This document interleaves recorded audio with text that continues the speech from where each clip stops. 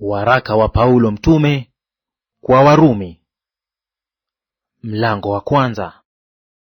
Paulo mtumwa wa Kristo Yesu, aliyeitwa kuwa mtume na kutengwa aihubiri Injili ya Mungu, ambayo Mungu amekwisha kuiahidi kwa kinywa cha manabii wake katika maandiko matakatifu, yani habari za mwanawe aliyezaliwa katika ukoo wa Daudi kwa jinsi ya mwili, na kudhihirishwa kwa uweza kuwa mwana wa Mungu kwa jinsi ya Roho ya utakatifu, kwa ufufuo wa wafu, Yesu Kristo Bwana wetu, ambaye katika yeye tulipokea neema na utume, ili mataifa yote wapate kujitiisha kwa imani kwa ajili ya jina lake, ambao katika hao ninyi mmekuwa wateule wa Yesu Kristo. Kwa wote walioko Rumi, wapendwao na Mungu, walioitwa kuwa watakatifu, neema na iwe kwenu na amani itokayo kwa Mungu Baba yetu na kwa Bwana Yesu Kristo. Kwanza namshukuru Mungu wangu katika Yesu Kristo kwa ajili yenu nyote, kwa kuwa imani yenu inahubiriwa katika dunia nzima.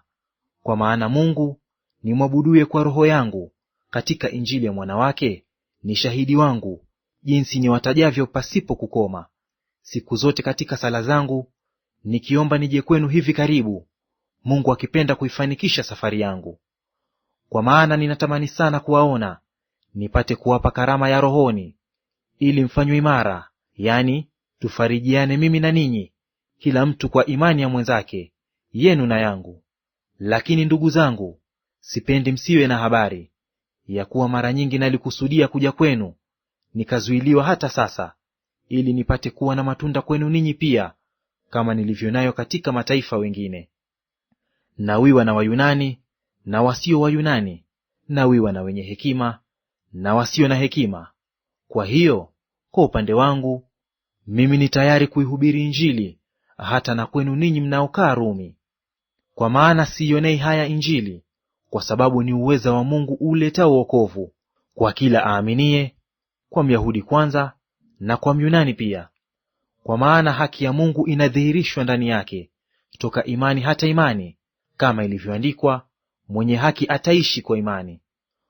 Kwa maana ghadhabu ya Mungu imedhihirishwa kutoka mbinguni juu ya uasi wote na uovu wa wanadamu waipingao kweli kwa uovu, kwa kuwa mambo ya Mungu yanayojulikana yamekuwa dhahiri ndani yao, kwa maana Mungu aliwadhihirishia. Kwa sababu mambo yake yasiyoonekana tangu kuumbwa ulimwengu yanaonekana na kufahamika kwa kazi zake, yani uweza wake wa milele na uungu wake, hata wasiwe na udhuru. Kwa sababu walipomjua Mungu hawakumtukuza kama ndiye Mungu wala kumshukuru, bali walipotea katika uzushi wao, na mioyo yao yenye ujinga ikatiwa giza. Wakijinena kuwa wenye hekima walipumbazika, wakaubadili utukufu wa Mungu asiye na uharibifu kwa mfano wa sura ya binadamu aliye na uharibifu, na ya ndege, na ya wanyama, na ya vitambaavyo. Kwa ajili ya hayo Mungu aliwaacha katika tamaa za mioyo yao, waufuate uchafu, hata wakavunjiana heshima miili yao. Kwa maana waliibadili kweli ya Mungu kuwa uongo, wakakisujudia kiumbe na kukiabudu badala ya Muumba anayehimidiwa milele. Amina. Hivyo Mungu aliwaacha wafuate tamaa zao za aibu, hata wanawake wakabadili matumizi ya asili kwa matumizi yasiyo ya asili. Wanaume nao vivyo hivyo waliyaacha matumizi ya mke ya asili, wakawakiana tamaa, wanaume wakiyatenda yasiyopasa, wakapata nafsini mwao malipo ya upotevu wao yaliyo haki yao. Na kama walivyokataa kuwa na Mungu katika fahamu zao, Mungu aliwaacha wafuate akili zao zisizofaa, wayafanye yasiyowapasa. Wamejawa na udhalimu wa kila namna, uovu na tamaa na ubaya, wamejawa na husuda na uuaji na fitina na hadaa, watu wa nia mbaya, wenye kusengenya, wenye kusingizia, wenye kumchukia Mungu, wenye jeuri, wenye kutakabari, wenye majivuno, wenye kutunga mabaya, wasiowatii wazazi wao, wasio na ufahamu, wenye kuvunja maagano, wasiopenda jamaa zao, wasio na rehema, ambao wakijua sana hukumu ya haki ya Mungu, ya kwamba wayatendao hayo wamestahili mauti, wanatenda hayo, wala si hivyo tu, bali wanakubaliana nayo wayatendao. Mlango wa pili. Kwa hiyo wewe mtu uwaye yote uhukumuye, huna udhuru, kwa maana katika hayo umhukumuyo mwingine, wajihukumu mwenyewe kuwa na hatia. Kwa maana wewe uhukumuye unafanya yale yale. Nasi twajua ya kuwa hukumu ya Mungu ni ya kweli juu yao wafanyayo hayo. Wewe binadamu, wahukumuye wale wafanyayo hayo na kuyatenda yayo hayo mwenyewe, je, wadhani kwamba utajiepusha na hukumu ya Mungu? Au wadharau wingi wa wema wake na ustahamili wake na uvumilivu wake, usijue ya kuwa wema wa Mungu wakuvuta upate kutubu? Bali kwa kadiri ugumu wako na kwa moyo wako usio na toba, wajiwekea akiba ya hasira kwa siku ile ya hasira na ufunuo wa hukumu ya haki ya Mungu, atakayemlipa kila mtu kwa kadiri ya matendo yake. Wale ambao kwa saburi katika kutenda mema wanatafuta utukufu na heshima na kutoharibika, watapewa uzima wa milele. Na wale wenye fitina wasioitii kweli, bali wakubalio dhuluma, watapata hasira na ghadhabu, dhiki na shida juu ya kila nafsi ya mwanadamu atendaye uovu, Myahudi kwanza na Myunani pia, bali utukufu na heshima na amani kwa kila mtu atendaye mema, Myahudi kwanza na Myunani pia, kwa maana hakuna upendeleo kwa Mungu. Kwa kuwa wote waliokosa pasipo sheria watapotea pasipo sheria, na wote waliokosa wenye sheria watahukumiwa kwa sheria. Kwa sababu sio wale waisikiao sheria walio wenye haki mbele za Mungu, bali ni wale waitendao sheria watakaohesabiwa haki. Kwa maana watu wa mataifa wasio na sheria wafanyapo kwa tabia zao yaliyo ndani ya Torati, hao wasio na sheria wamekuwa sheria kwa nafsi zao wenyewe. Hao waionyesha kazi ya Torati iliyoandikwa mioyoni mwao, dhamira yao ikiwashuhudia, na mawazo yao yenyewe kwa yenyewe yakiwashtaki au kuwatetea, katika siku ile Mungu atakapozihukumu siri za wanadamu sawasawa na Injili yangu kwa Kristo Yesu. Lakini wewe ukiwa unaitwa Myahudi na kuitegemea Torati na kujisifu katika Mungu na kuyajua mapenzi yake na kuyakubali mambo yaliyo bora, nawe umeelimishwa katika Torati na kujua hakika ya kuwa wewe mwenyewe ukiongozi wa vipofu, mwanga wao walio gizani, mkufunzi wa wajinga, mwalimu wa watoto wachanga, mwenye namna ya maarifa na ya kweli katika Torati, basi wewe umfundishaye mwingine, je, hujifundishi mwenyewe? Wewe uhubirie kwamba mtu asiibe, waiba mwenyewe? Wewe usemaye kwamba mtu asizini, wazini mwenyewe? Wewe uchukiaye sanamu, wateka mahekalu? Wewe ujisifuye katika Torati, wamvunjia Mungu heshima kwa kuiasi Torati? Kwa maana jina la Mungu latukanwa katika mataifa kwa ajili yenu, kama ilivyoandikwa, kwa maana kutahiriwa kwafaa kama ukiwa mtendaji wa sheria, lakini ukiwa mvunjaji wa sheria, kutahiriwa kwako kumekuwa kutokutahiriwa. Basi ikiwa yeye asiyetahiriwa huyashika maagizo ya Torati, je, kutotahiriwa kwake hakutahesabiwa kuwa kutahiriwa? Na yeye asiyetahiriwa kwa asili aishikaye Torati, je, hata kuhukumu wewe uliye na kutahiriwa ukaihalifu Torati? Maana yeye si Myahudi aliye Myahudi kwa nje tu, wala tohara siyo ile ya nje tu katika mwili, bali yeye ni Myahudi aliye Myahudi kwa ndani, na Torati ni ya moyo, katika roho, si katika andiko, ambaye sifa yake haitoki kwa mwanadamu, bali kwa Mungu. Mlango wa tatu. Basi Myahudi ana ziada gani? Na kutahiriwa kwafaa nini? Kwafaa sana kwa kila njia. Kwanza, kwa kuwa wamekabidhiwa mausia ya Mungu. Ni nini basi ikiwa baadhi yao hawakuamini? Je, kutokuamini kwao kutaubatili uaminifu wa Mungu? Hasha!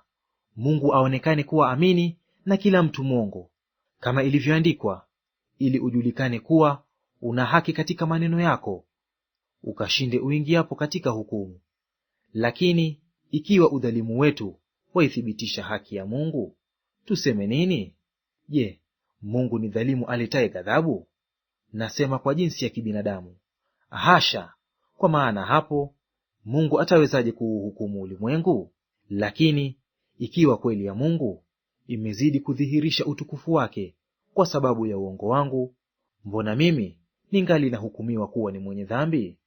Kwa nini tusiseme kama tulivyosingiziwa, na kama wengine wanavyokaza kusema ya kwamba twasema hivyo, na tufanye mabaya ili yaje mema, ambao kuhukumiwa kwao kuna haki? Ni nini basi? Tu bora kuliko wengine? La, hata kidogo! Kwa maana tumekwisha kuwashitaki Wayahudi na Wayunani ya kwamba pia wamekuwa chini ya dhambi, kama ilivyoandikwa ya kwamba hakuna mwenye haki hata mmoja, hakuna afahamuye, hakuna amtafutaye Mungu. Wote wamepotoka, wameoza wote pia, hakuna mtenda mema, la hata mmoja. Koo lao ni kaburi wazi, kwa ndimi zao wametumia hila. Sumu ya fira chini ya midomo yao, vinywa vyao vimejaa laana na uchungu.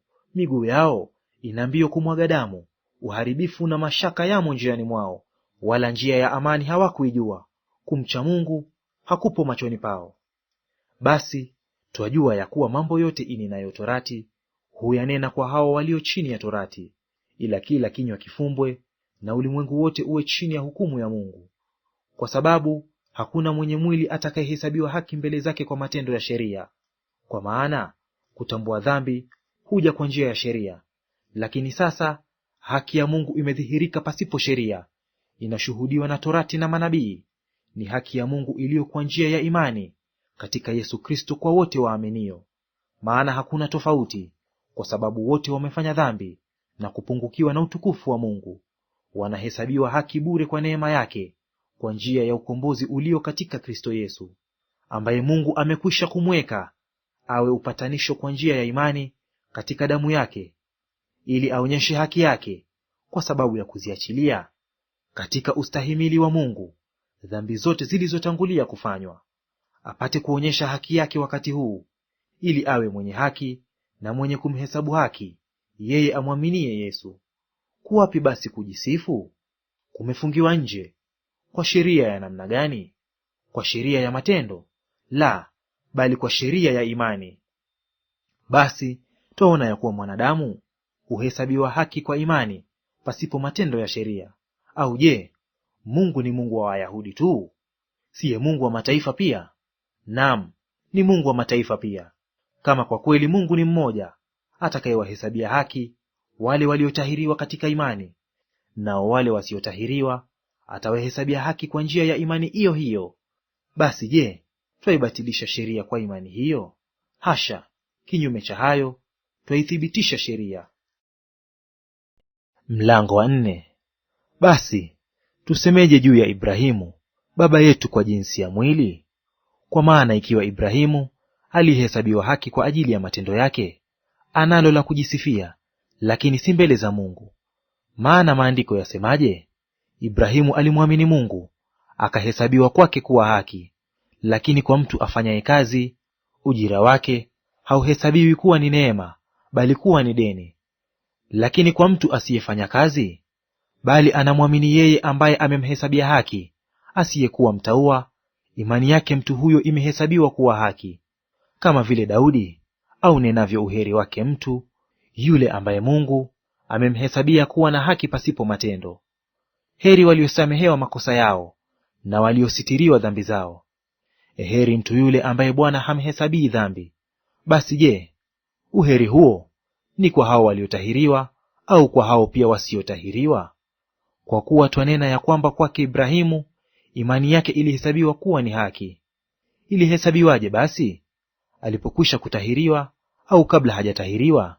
Si baada ya kutahiriwa, bali kabla ya kutahiriwa. Naye aliipokea dalili hii ya kutahiriwa, muhuri ya ile haki ya amani aliyokuwa nayo kabla hajatahiriwa, apate kuwa baba yao wote waaminio, ijapokuwa hawakutahiriwa, ili na wao pia wahesabiwe haki. Tena awe baba ya kutahiriwa kwa wale ambao si waliotahiriwa tu, bali pia wanazifuata nyayo za imani yake baba yetu Ibrahimu aliyokuwa nayo kabla hajatahiriwa.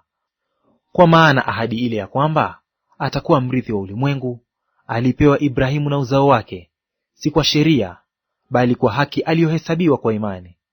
Maana ikiwa wale wa sheria ndiyo warithi, imani imekuwa bure, na ahadi imebatilika. Kwa sababu sheria ndiyo ifanyayo hasira, maana pasipokuwapo sheria hapana kosa. Kwa hiyo ilitoka katika imani, iwe kwa njia ya neema, ili kwamba ile ahadi iwe imara kwa wazao wote, si kwa wale wa torati tu, ila na kwa wale wa imani ya Ibrahimu, aliye baba yetu sisi sote. Kama ilivyoandikwa, nimekuweka kuwa baba wa mataifa mengi, mbele zake yeye aliyemwamini, yani Mungu, mwenye kuwahuisha wafu, ayatajaye yale yasiyokuwako kana kwamba yamekuwako, naye aliamini kwa kutarajia yasiyoweza kutarajiwa, ili apate kuwa baba wa mataifa mengi, kama ilivyonenwa, ndivyo utakavyokuwa uzao wako. Yeye asiyekuwa dhaifu wa imani alifikiri hali ya mwili wake uliokuwa umekwisha kufa, akiwa amekwisha kupata umri wa kama miaka 100, na hali ya kufa ya tumbo lake Sara. Lakini akiiona ahadi ya Mungu, hakusita kwa kutokuamini, bali alitiwa nguvu kwa imani, akimtukuza Mungu, huku akijua hakika ya kuwa Mungu aweza kufanya yale aliyoahidi. Kwa hiyo ilihesabiwa kwake kuwa ni haki. Walakini haikuandikiwa kwa ajili yake tu, kwamba ilihesabiwa kwake, bali na kwa ajili yetu sisi, mtakaohesabiwa vivyo hivyo, sisi tunaomwamini yeye aliyemfufua Yesu Bwana wetu katika wafu, ambaye alitolewa kwa ajili ya makosa yetu na kufufuliwa ili mpate kuhesabiwa haki. Mlango wa 5.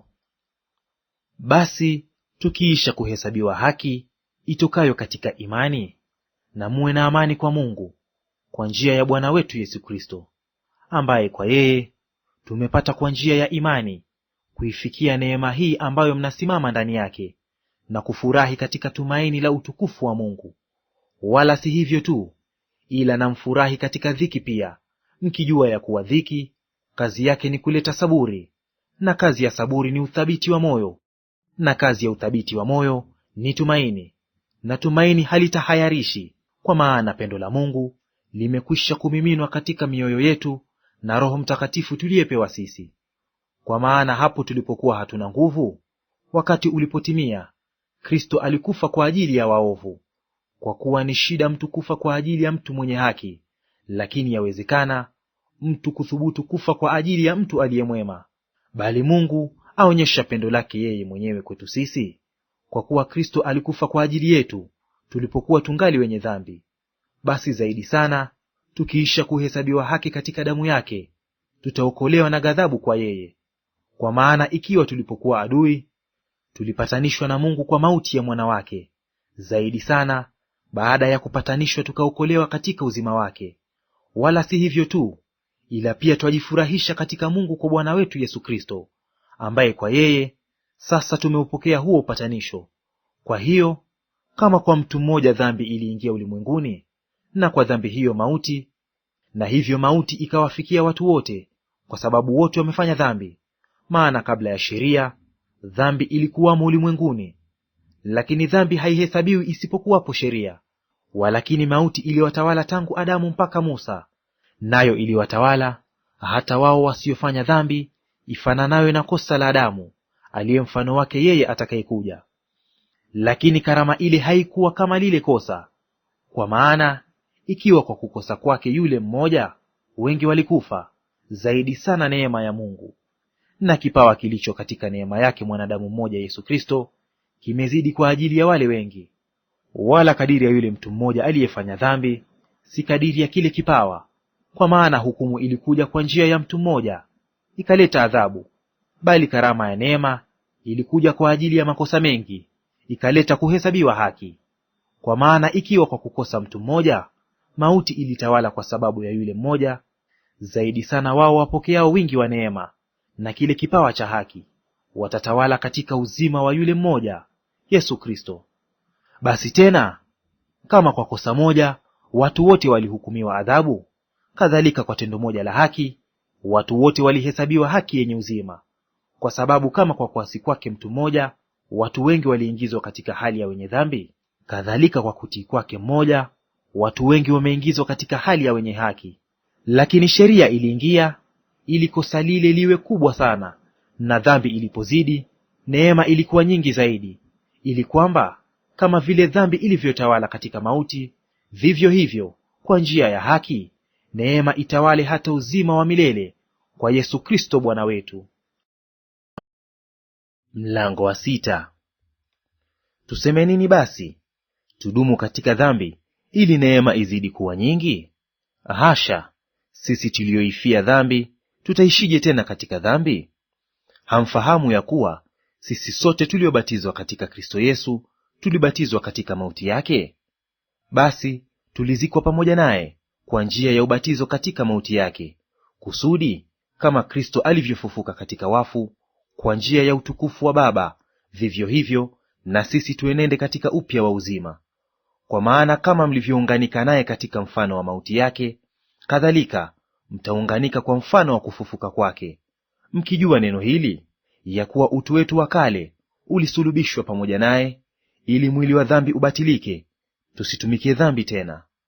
Kwa kuwa yeye aliyekufa amehesabiwa haki mbali na dhambi. Lakini tukiwa tulikufa pamoja na Kristo, twaamini ya kuwa tutaishi pamoja naye, tukijua ya kuwa Kristo akiisha kufufuka katika wafu hafi tena, wala mauti haimtawali tena. Maana kwa kule kufa kwake aliifia dhambi mara moja tu, lakini kwa kule kuishi kwake amwishia Mungu. Vivyo hivyo ninyi nanyi jihesabuni kuwa wafu kwa dhambi, na walio hai kwa Mungu katika Kristo Yesu. Basi dhambi isiwatawale ndani ya miili yenu ipatikanayo na mauti, hata mkazitii tamaa zake. Wala msiendelee kuvitoa viungo vyenu kuwa silaha za dhuluma kwa dhambi, bali jitoeni wenyewe kwa Mungu kama walio hai baada ya kufa, na viungo vyenu kwa Mungu kuwa silaha za haki. Kwa maana dhambi haitawatawala ninyi, kwa sababu hamui chini ya sheria, bali chini ya neema. Ni nini basi? Tufanye dhambi kwa sababu hatui chini ya sheria, bali chini ya neema? Hasha!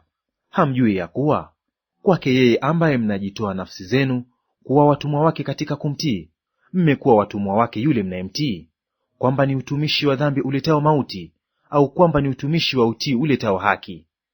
Lakini Mungu na ashukuriwe, kwa maana mlikuwa watumwa wa dhambi, lakini mlitii kwa mioyo yenu ile namna ya elimu ambayo mliwekwa chini yake, na mlipokwisha kuwekwa huru mbali na dhambi, mkawa watumwa wa haki.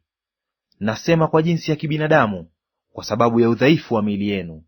Kwa kuwa kama mlivyotoa viungo vyenu vitumiwe na uchafu na uasi mpate kuasi, vivyo hivyo sasa vitoeni viungo vyenu vitumiwe na haki mpate kutakaswa. Kwa maana mlipokuwa watumwa wa dhambi, mlikuwa huru mbali na haki. Ni faida gani basi mliyopata siku zile kwa mambo hayo mnayoyatahayarikia? Kwa maana mwisho wa mambo hayo ni mauti. Lakini sasa mkiisha kuwekwa huru na kuwa mbali na dhambi na kufanywa watumwa wa Mungu, mnayo faida yenu, ndiyo kutakaswa, na mwisho wake ni uzima wa milele. Kwa maana mshahara wa dhambi ni mauti, bali karama ya Mungu ni uzima wa milele katika Kristo Yesu Bwana wetu. Mlango wa 7. Ndugu zangu, hamjui, maana nasema na hao waijuao sheria, ya kuwa torati humtawala mtu wakati anapokuwa yu hai? Kwa maana mwanamke aliye na mume amefungwa na sheria kwa yule mume wakati anapokuwa yu hai. Bali akifa yule mume, amefunguliwa ile sheria ya mume. Basi wakati awapo hai mumewe, kama akiwa na mume mwingine, huitwa mzinzi; ila mumewe akifa, amekuwa huru, hafungwi na sheria hiyo, hata yeye si mzinzi, ajapoolewa na mume mwingine. Kadhalika ndugu zangu, ninyi pia mmeifia torati kwa njia ya mwili wa Kristo, mpate kuwa mali ya mwingine, yeye aliyefufuka katika wafu, kusudi tumzalie Mungu matunda. Kwa maana tulipokuwa katika hali ya mwili, tamaa za dhambi zilikuwako kwa sababu ya torati, zilitenda kazi katika viungo vyetu, hata mkaizalia mauti mazao.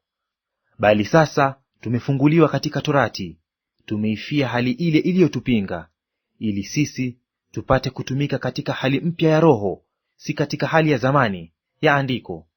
Tusemeje basi? Torati ni dhambi? Hasha! Walakini singalitambua dhambi ila kwa sheria, kwa kuwa singalijua kutamani, kama torati isingalisema usitamani. Lakini dhambi ilipata nafasi kwa ile amri, ikafanya ndani yangu kila namna ya kutamani. Kwa maana dhambi bila sheria imekufa. Nami nalikuwa hai hapo kwanza bila sheria, ila ilipokuja ile amri, dhambi ilihuika, nami nikafa. Nikaona ile amri iletayo uzima, ya kuwa kwangu mimi ilileta mauti, kwa maana dhambi kwa kupata nafasi kwa ile amri ilinidanganya, na kwa hiyo ikaniua. Basi torati ni takatifu, na ile amri ni takatifu na ya haki na njema. Basi je, ile iliyo njema ilikuwa mauti kwangu mimi? Hasha! Bali dhambi, ili ionekane kuwa ni dhambi hasa, ilifanya mauti ndani yangu kwa njia ya ile njema, kusudi kwa ile amri dhambi izidi kuwa mbaya mno. Kwa maana twajua ya kuwa torati asili yake ni ya rohoni, bali mimi ni mtu wa mwilini, nimeuzwa chini ya dhambi. Maana sijui nifanyalo, kwa sababu lile nilipendalo silitendi, bali lile nilichukialo ndilo ninalolitenda.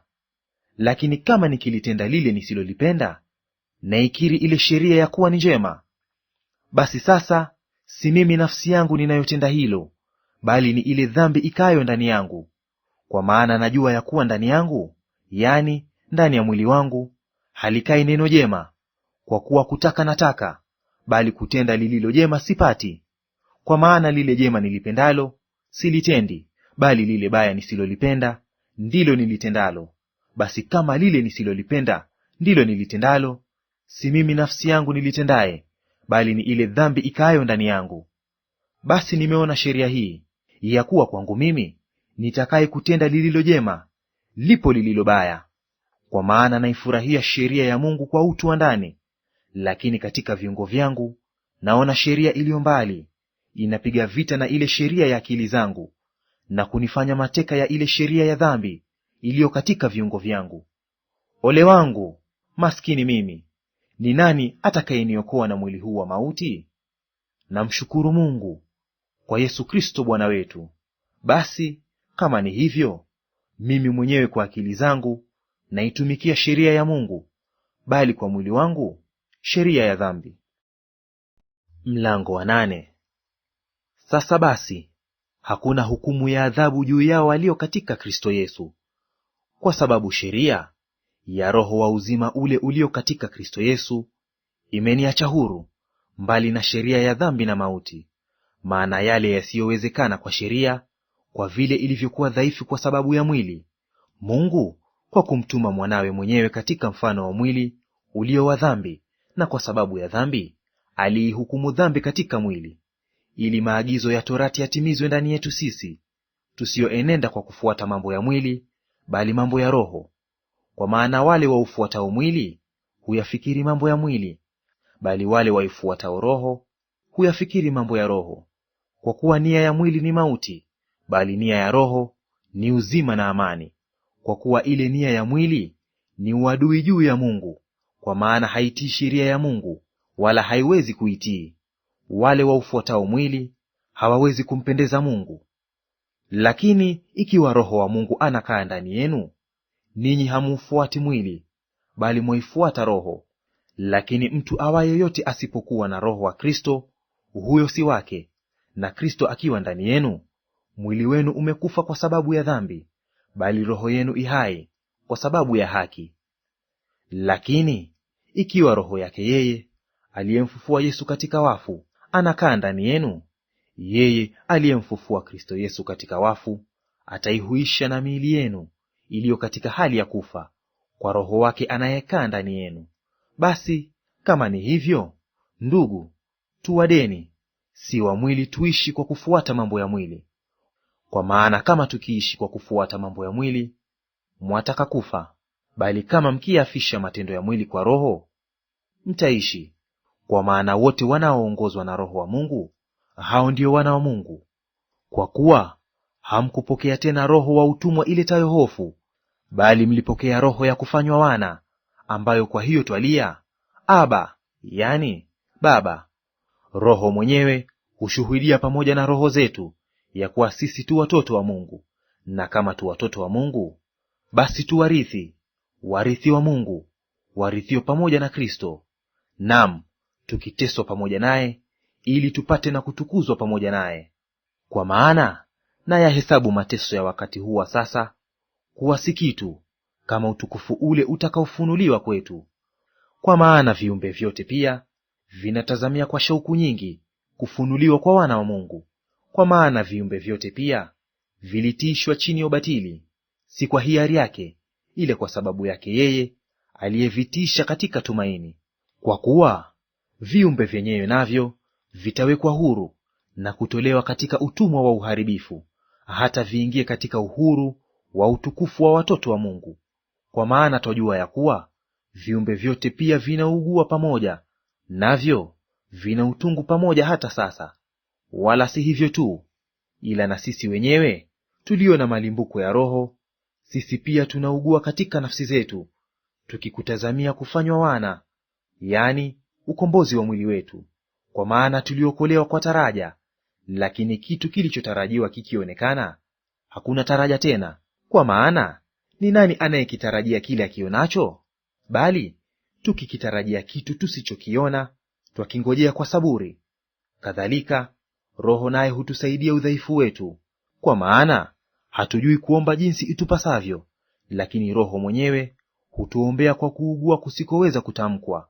Na yeye aichunguzaye mioyo aijua nia ya Roho ilivyo, kwa kuwa huwaombea watakatifu kama apendavyo Mungu.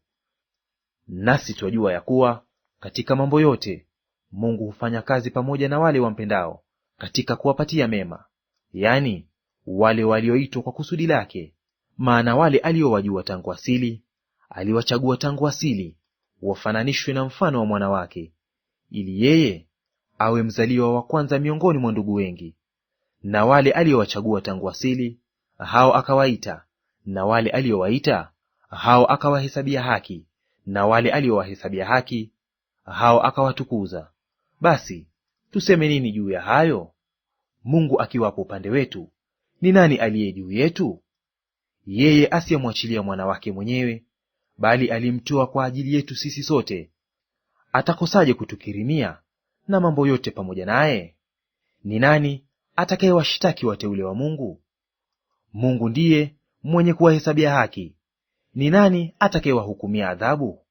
Kristo Yesu ndiye aliyekufa, nam na zaidi ya hayo amefufuka katika wafu, naye yuko mkono wa kuume wa Mungu, tena ndiye anayetuombea.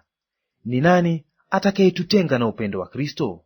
Je, ni dhiki au shida au adha au njaa au uchi au hatari au upanga? Kama ilivyoandikwa ya kwamba kwa ajili yako tunauawa mchana kutwa, tumehesabiwa kuwa kama kondoo wa kuchinjwa. Lakini katika mambo hayo yote tunashinda, na zaidi ya kushinda, kwa yeye aliyetupenda.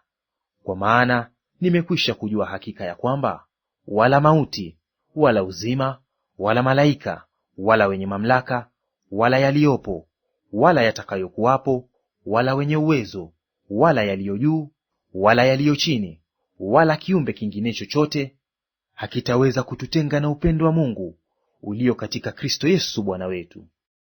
Mlango wa 9. Nasema kweli katika Kristo, sisemi uongo, dhamira yangu ikinishuhudia katika Roho Mtakatifu, ya kwamba nina huzuni nyingi na maumivu yasiyokoma moyoni mwangu. Kwa maana ningeweza kuomba mimi mwenyewe niharamishwe na kutengwa na Kristo kwa ajili ya ndugu zangu, jamaa zangu kwa jinsi ya mwili, ambao ni Waisraeli, wenye kule kufanywa wana na ule utukufu na maagano na kupewa torati na ibada ya Mungu na ahadi zake, ambao mababu ni wao, na katika hao alitoka Kristo kwa jinsi ya mwili, ndiye aliye juu ya mambo yote, Mungu mwenye kuhudumiwa milele. Amina. Si kana kwamba neno la Mungu limetanguka, maana hawawi wote Waisraeli walio uzao wa Israeli, wala hawawi wote wana kwa kuwa wazao wa Ibrahimu, bali katika Isaka wazao wako wataitwa. Yaani si watoto wa mwili walio watoto wa Mungu, bali watoto wa ile ahadi wanahesabiwa kuwa wazao. Kwa maana neno la ahadi ni hili: panapo wakati huu nitakuja, na Sara atakuwa na mwana. Wala si hivyo tu, lakini Rebeka naye akiisha kuchukua mimba kwa mume mmoja, naye ni Isaka baba yetu. Kwa maana kabla hawajazaliwa wale watoto, wala hawajatenda neno jema wala baya, ili lisimame kusudi la Mungu la kuchagua, si kwa sababu ya matendo, bali kwa sababu ya nia yake aitaye. Aliambiwa hivi, mkubwa atamtumikia mdogo. Kama ilivyoandikwa, nimempenda Yakobo, bali Esau nimemchukia. Tuseme nini basi? Kuna udhalimu kwa Mungu? Hasha! Maana amwambia Musa, nitamrehemu yeye nimrehemuye, nitamhurumia yeye nimhurumiaye.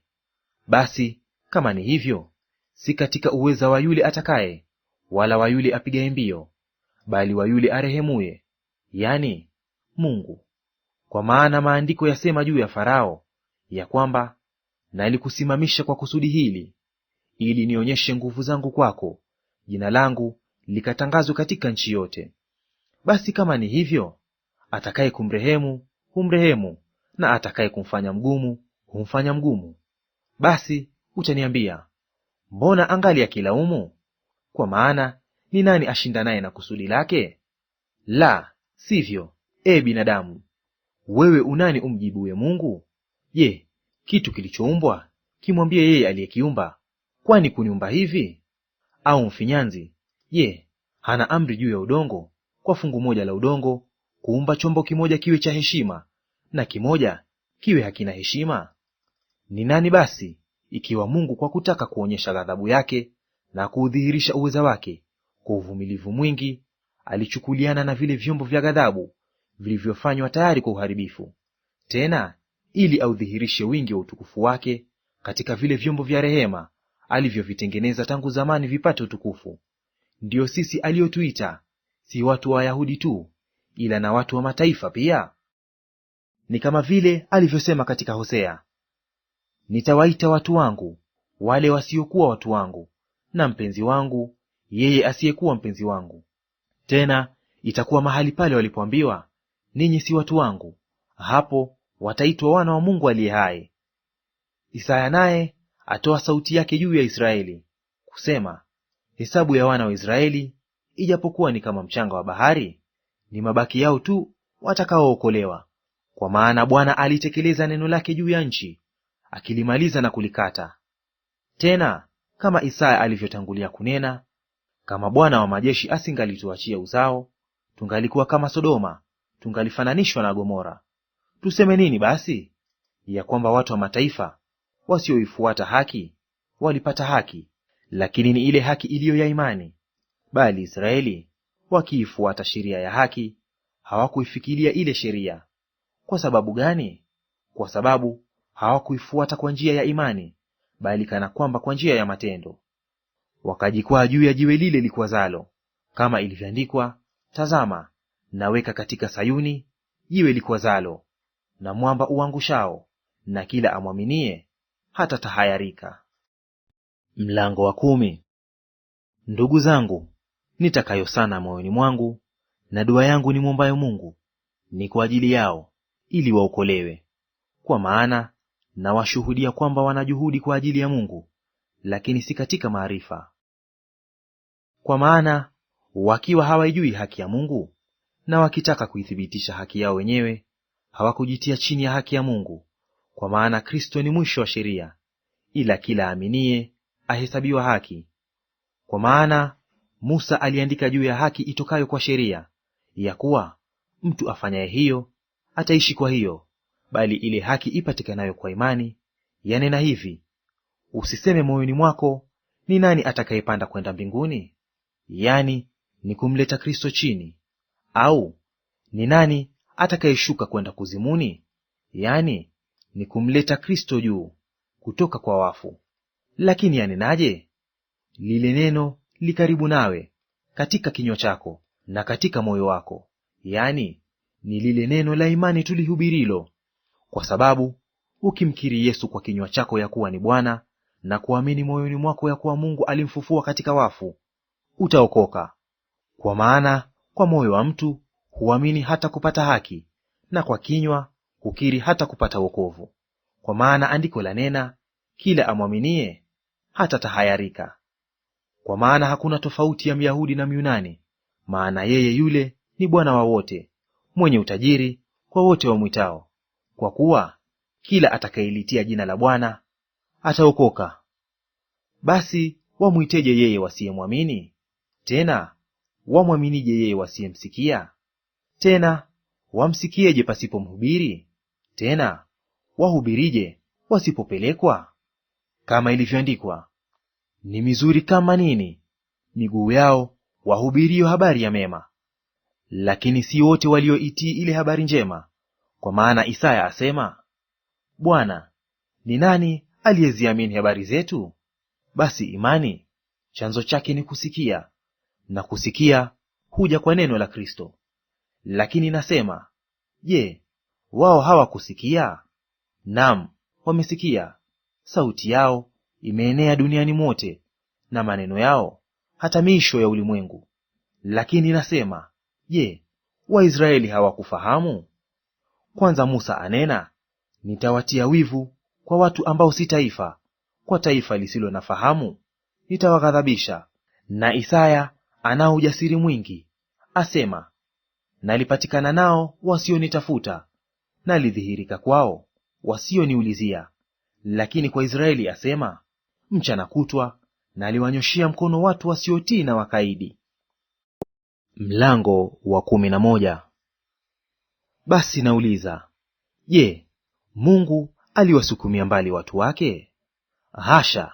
Kwa kuwa mimi nami ni Mwisraeli, mmoja wa wazao wa Ibrahimu, mtu wa kabila ya Benyamini. Mungu hakuwasukumia mbali watu wake aliyowajua tokea awali. Au hamjui yale yaliyonenwa na Maandiko juu ya Eliya, jinsi anavyowashtaki Waisraeli mbele za Mungu? Bwana, wamewaua manabii wako, wamezibomoa madhabahu zako, nami nimesalia peke yangu, nao wananitafuta roho yangu. Lakini ile jawabu ya Mungu yamwambiaje? Nimejisazia watu 7,000 wasiopiga goti mbele ya Baali. Basi ni vivi hivi wakati huu wa sasa, yako mabaki waliochaguliwa kwa neema. Lakini ikiwa ni kwa neema, haiwi kwa matendo tena, au hapo neema isingekuwa neema. Imekuwaje basi? Kitu kile ambacho Israeli alikuwa akikitafuta hakukipata, lakini wale waliochaguliwa walikipata, na wengine walitiwa uzito.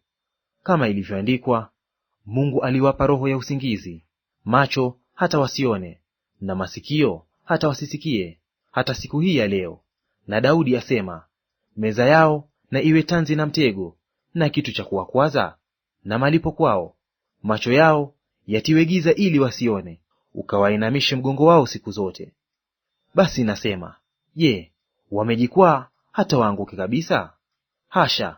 Lakini kwa kosa lao wokovu umewafikilia mataifa, ili wao wenyewe watiwe wivu. Basi ikiwa kosa lao limekuwa utajiri wa ulimwengu, na upungufu wao umekuwa utajiri wa mataifa, je, si zaidi sana utimilifu wao? Lakini nasema na ninyi mlio watu wa mataifa, basi kwa kadiri nilivyo mtume wa watu wa mataifa, naitukuza huduma iliyo yangu, nipate kuwatia wivu walio damu moja na mimi, na kuwaokoa baadhi yao. Maana ikiwa kutupwa kwao kumeleta upatanisho kwa ulimwengu, je, kukubali kwao kutakuwa nini kama si uhai baada ya kufa? Tena malimbuko yakiwa matakatifu, kadhalika na donge lote, na shina likiwa takatifu, matawi nayo kadhalika. Lakini iwapo matawi mengine yamekatwa, na wewe mzeituni mwitu ulipandikizwa kati yao, ukawa mshirika wa shina la mzeituni na unono wake, usijisifu juu ya matawi yale. Au ikiwa wajisifu, si wewe ulichukuaye shina, bali ni shina likuchukualo wewe. Basi utasema, matawi yale yalikatwa kusudi ili nipandikizwe mimi. Vema, yalikatwa kwa kutoamini kwao, na wewe wasimama kwa imani yako. Usijivune, bali ogopa. Kwa maana ikiwa Mungu hakuyaachia matawi ya asili, wala hatakuachia wewe, tazama basi wema na ukali wa Mungu kwa wale walioanguka ukali, bali kwako wewe wema wa Mungu, ukikaa katika wema huo; kama sivyo, wewe nawe utakatiliwa mbali. Na hao pia wasipokaa katika kutoamini kwao, watapandikizwa. Kwa kuwa Mungu aweza kuwapandikiza tena. Kwa maana ikiwa wewe ulikatwa ukatolewa katika mzeituni ulio mzeituni mwitu kwa asili yake, kisha ukapandikizwa kinyume cha asili katika mzeituni ulio mwema, si zaidi sana wale walio wa asili kuweza kupandikizwa katika mzeituni wao wenyewe? Kwa maana, ndugu zangu, sipendi msiijue siri hii, ili msijione kuwa wenye haki, ya kwamba sehemu ya ugumu umewapata Israeli, mpaka utimilifu wa mataifa uwasili. Hivyo Israeli wote wataokoka, kama ilivyoandikwa, Mwokozi atakuja kutoka Sayuni, atamtenga Yakobo na maasia yake. Na hili ndilo agano langu nao, nitakapowaondolea dhambi zao. Basi kwa ajili ya Injili wamekuwa adui kwa ajili yenu, bali kwa habari ya kule kuchaguliwa wamekuwa wapenzi kwa ajili ya baba zetu. Kwa sababu karama za Mungu hazina majuto, wala mwito wake. Kwa maana kama ninyi zamani mlivyomwasi Mungu, lakini sasa mmepata rehema kwa kuasi kwao, kadhalika na hao wameasi sasa, ili kwa kupata rehema kwenu wao nao wapate rehema. Maana Mungu amewafunga wote pamoja katika kuasi, ili awarehemu wote. Jinsi zilivyokuu utajiri na hekima na maarifa ya Mungu! Hukumu zake hazichunguziki, wala njia zake hazitafutikani. Maana ni nani aliyeijua nia ya Bwana? Au ni nani aliyekuwa mshauri wake? Au ni nani aliyempa yeye kitu kwanza, naye atalipwa tena? Kwa kuwa vitu vyote vyatoka kwake, viko kwa uweza wake, tena vinarejea kwake. Utukufu una yeye milele. Amina. Mlango wa 12. Basi ndugu zangu, nawasihi kwa huruma zake Mungu, itoeni miili yenu iwe dhabihu iliyo hai, takatifu, ya kumpendeza Mungu, ndiyo ibada yenu yenye maana. Wala msiifuatishe namna ya dunia hii, bali mgeuzwe kwa kufanywa upya nia zenu, mpate kujua hakika mapenzi ya Mungu aliyo mema, ya kumpendeza na ukamilifu. Kwa maana kwa neema niliyopewa, namwambia kila mtu aliyeko kwenu, asinie makuu kupita ilivyompasa kunia, bali awe na nia ya kiasi, kama Mungu alivyomgawia kila mtu kiasi cha imani. Kwa kuwa kama vile katika mwili mmoja tuna viungo vingi, wala viungo vyote havitendi kazi moja, vivyo hivyo na sisi tulio wengi tu mwili mmoja katika Kristo, na viungo kila mmoja kwa mwenzake. Basi kwa kuwa tuna karama zilizo mbalimbali kwa kadiri ya neema mliyopewa, ikiwa nabii, tutoe unabii kwa kadiri ya imani; ikiwa huduma, tuwemo katika huduma yetu; mwenye kufundisha, katika kufundisha kwake; mwenye kuonya, katika kuonya kwake; mwenye kukirimu, kwa moyo mweupe; mwenye kusimamia kwa bidii; mwenye kurehemu, kwa furaha. Pendo na lisiwe na unafiki; lichukieni lililo ovu, mkiambatana na lililo jema. Kwa pendo la udugu mpendane ninyi kwa ninyi, kwa heshima mkiwatanguliza wenzenu; kwa bidii, si walegevu, mkiwa na juhudi katika roho zenu, mkimtumikia Bwana; kwa tumaini mkifurahi, katika dhiki mkisubiri, katika kusali mkidumu, kwa mahitaji ya watakatifu mkifuata ukarimu, katika kukaribisha wageni mkijitahidi. Wabarikini wanaowaudhi, barikini wala msilaani. Furahini pamoja nao wafurahio, lieni pamoja nao waliao. Mpatane nia zenu ninyi kwa ninyi. Msinia iliyo makuu, lakini mkubali kushughulikiwa na mambo manyonge. Msiwe watu wa kujivunia akili. Msilipe mtu ovu kwa ovu. Angalieni yaliyo mema machoni pa watu wote. Kama yamkini, kwa upande wenu, mkae katika amani na watu wote. Wapenzi, msijilipize kisasi, bali ipisheni ghadhabu ya Mungu. Maana imeandikwa, kisasi ni juu yangu mimi nitalipa, anena Bwana. Lakini adui yako akiwa na njaa, mlishe; akiwa na kiu, mnyweshe. Maana ufanyapo hivyo, utampalia makaa ya moto kichwani pake. Usishindwe na ubaya, bali uushinde ubaya kwa wema. Mlango wa 13. Kila mtu na aitii mamlaka iliyo kuu, kwa maana hakuna mamlaka isiyotoka kwa Mungu, na ile iliyopo umeamriwa na Mungu. Kwa hiyo amwasiye mwenye mamlaka hushindana na agizo la Mungu, nao washindanao watajipatia hukumu. Kwa maana watawalao hawatishi watu kwa sababu ya matendo mema, bali kwa sababu ya matendo mabaya. Basi wataka usimwogope mwenye mamlaka? Fanya mema, nawe utapata sifa kwake, kwa kuwa yeye ni mtumishi wa Mungu kwako kwa ajili ya mema. Lakini ufanyapo mabaya, ogopa, kwa maana hauchukui upanga bure, kwa kuwa ni mtumishi wa Mungu, amlipizaye kisasi mtenda mabaya kwa ajili ya ghadhabu. Kwa hiyo ni lazima kutii, si kwa sababu ya ile ghadhabu tu, ila na kwa sababu ya dhamiri. Kwa sababu hiyo tena mwalipa kodi, kwa kuwa wao ni wahudumu wa Mungu, wakidumu katika kazi hiyo hiyo. Wapeni wote haki zao, mtu wa kodi, kodi; mtu wa ushuru, ushuru; astahilie hofu, hofu; astahilie heshima, heshima. Msiwiwe na mtu chochote, isipokuwa kupendana, kwa maana ampendaye mwenzake ameitimiza sheria. Maana kule kusema, usizini, usiue, usiibe, usitamani, na ikiwapo amri nyingine yoyote, inajumlishwa katika neno hili, ya kwamba mpende jirani yako kama nafsi yako. Pendo halimfanyi jirani neno baya, basi pendo ndilo utimilifu wa sheria. Naam, tukiujua wakati, kwamba saa ya kuamka katika usingizi imekwisha kuwadia. Kwa maana sasa wokovu wetu ukaribu nasi kulipo tulipoanza kuamini. Usiku umeendelea sana, mchana umekaribia. Basi na tuyavue matendo ya giza, na kuzivaa silaha za nuru, kama ilivyohusika na mchana, na tuenende kwa adabu, si kwa ulafi na ulevi, si kwa ufisadi na uasherati, si kwa ugomvi na wivu, bali mvaeni Bwana Yesu Kristo, wala msiuangalie mwili, hata kuwasha tamaa zake. Mlango wa 14. Yeye aliye dhaifu wa imani mkaribisheni, walakini msimhukumu mawazo yake.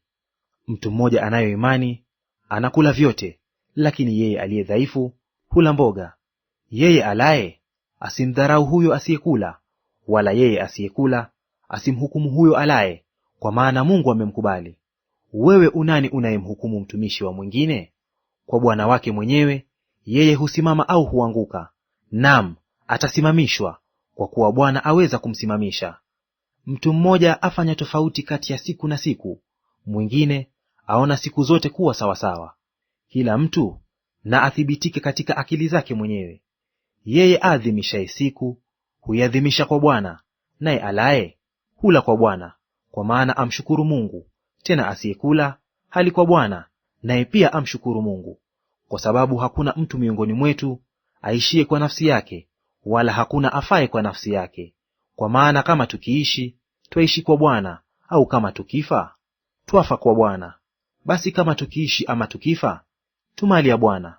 Maana Kristo alikufa, akawa hai tena kwa sababu hii, awamiliki waliokufa na walio hai pia. Lakini wewe je, mbona wamhukumu ndugu yako? Au wewe je, mbona wamdharau ndugu yako? Kwa maana sisi sote tutasimama mbele ya kiti cha hukumu cha Mungu. Kwa kuwa imeandikwa, kama niishivyo, anena Bwana, kila goti litapigwa mbele zangu, na kila ulimi utamkiri Mungu. Basi ni hivyo, kila mtu miongoni mwetu atatoa habari zake mwenyewe mbele za Mungu. Basi tusizidi kuhukumiana, bali afadhali toeni hukumu hii: mtu asitie kitu cha kumkwaza ndugu au cha kumwangusha. Najua tena nimehakikishiwa sana katika Bwana Yesu, ya kuwa hakuna kitu kilicho najisi kwa asili yake, lakini kwake yeye akionaye kitu kuwa najisi, kwake huyo kitu kile ni najisi. Na ndugu yako akiingia huzuni kwa sababu ya chakula, umeacha kwenda katika upendo. Kwa chakula chako usimharibu mtu yule ambaye Kristo alikufa kwa ajili yake. Basi huo wema wenu usitajwe kwa ubaya. Maana ufalme wa Mungu si kula wala kunywa, bali ni haki na amani na furaha katika Roho Mtakatifu. Kwa kuwa yeye amtumikiaye Kristo katika mambo hayo humpendeza Mungu, tena hukubaliwa na wanadamu. Basi kama ni hivyo, na mfuate mambo ya amani na mambo yafaayo kwa kujengana. Kwa ajili ya chakula usiharibu kazi ya Mungu. Kweli vyote ni safi, bali ni vibaya kwa mtu alaye na kujikwaza. Ni vyema kutokula nyama, wala kunywa divai, wala kutenda neno lolote ambalo kwa hilo ndugu yako hukwazwa. Ile imani uliyo nayo uwe nayo nafsini mwako mbele za Mungu. Heri mtu yule asiyejihukumu nafsi yake katika neno lile analolikubali. Lakini aliye na shaka, kama akila, amehukumiwa kuwa ana hatia, kwa maana hakula kwa imani, na kila tendo lisilotoka katika imani ni dhambi. Mlango wa 15. Basi imetupasa sisi tulio na nguvu kuuchukua udhaifu wao wasio na nguvu, wala haitupasi kujipendeza wenyewe. Kila mtu miongoni mwetu na ampendeze jirani yake, apate wema, akajengwe. Kwa maana Kristo naye hakujipendeza mwenyewe, bali kama ilivyoandikwa, malaumu yao waliokulaumu wewe yalinipata mimi. Kwa kuwa yote yaliyotangulia kuandikwa yaliandikwa ili kutufundisha sisi, ili kwa saburi na faraja ya maandiko tupate kuwa na tumaini. Na Mungu mwenye saburi na faraja awajalie kunia mamoja ninyi kwa ninyi, kwa mfano wa Kristo Yesu, ili kwa moyo mmoja na kwa kinywa kimoja mpate kumtukuza Mungu Baba wa Bwana wetu Yesu Kristo. Kwa hiyo mkaribishane ninyi kwa ninyi, kama naye Kristo alivyotukaribisha, ili Mungu atukuzwe. Kwa maana nasema ya kwamba Kristo amefanyika mhudumu wa agano la kutahiriwa kwa ajili ya kweli ya Mungu, kusudi azithibitishe ahadi walizopewa baba zetu, tena ili mataifa wamtukuze Mungu kwa ajili ya rehema zake, kama ilivyoandikwa, kwa hiyo nitakushukuru kati ya mataifa, nami nitaliimbia jina lako. Na tena anena, furahini mataifa pamoja na watu wake. Na tena, enyi mataifa yote, msifuni Bwana; enyi watu wote, mhimidini. Na tena Isaya anena, litakuwako shina la Yese, naye aondokeaye kuwatawala mataifa, ndiye mataifa watakayemtumaini. Basi Mungu atumaini na awajeze ninyi furaha yote na amani katika kuamini, mpate kuzidi sana kuwa na tumaini katika nguvu za Roho Mtakatifu. Ndugu zangu, nimehakikishiwa mimi mwenyewe kwa habari zenu ya kuwa ninyi nanyi mmejaa wema, mmejazwa elimu yote, tena mwaweza kuonyana. Lakini nawaandikia kwa ujasiri zaidi katika sehemu za waraka huu, kana kwamba kuwakumbusha kwa neema ile niliyopewa na Mungu, ili niwe mhudumu wa Kristo Yesu kati ya wale watu wa mataifa, niifanye Injili ya Mungu kazi ya ukuhani, kusudi mataifa wawe sadaka yenye kibali, ikiisha kutakaswa na Roho Mtakatifu. Basi nina sababu ya kuona fahari katika Kristo Yesu mbele za Mungu. Maana sitathubutu kutaja neno asilolitenda Kristo kwa kazi yangu, mataifa wapate kutii kwa neno au kwa tendo, kwa nguvu za ishara na maajabu, katika nguvu za Roho Mtakatifu. Hata ikawa tangu Yerusalemu na kando kando yake mpaka Iliriko nimekwisha kuihubiri Injili ya Kristo kwa utimilifu. Kadhalika nikijitahidi kuihubiri Injili, nisihubiri hapo ambapo jina la Kristo limekwisha kutajwa, nisije nikajenga juu ya msingi wa mtu mwingine. Bali kama ilivyoandikwa, wale wasiohubiriwa habari zake wataona, na wale wasiojasikia watafahamu. Ndiyo sababu nalizuiwa mara nyingi nisije kwenu. Lakini sasa, kwa kuwa sina wasaa tena pande hizi, tena tangu miaka mingi, nina shauku kuja kwenu. Wakati wowote nitakaosafiri kwenda Spania, nitakuja kwenu. Kwa maana nataraji kuwaona ninyi katika kusafiri kwangu, na kusafirishwa nanyi, moyo wangu ushibe kwenu kidogo.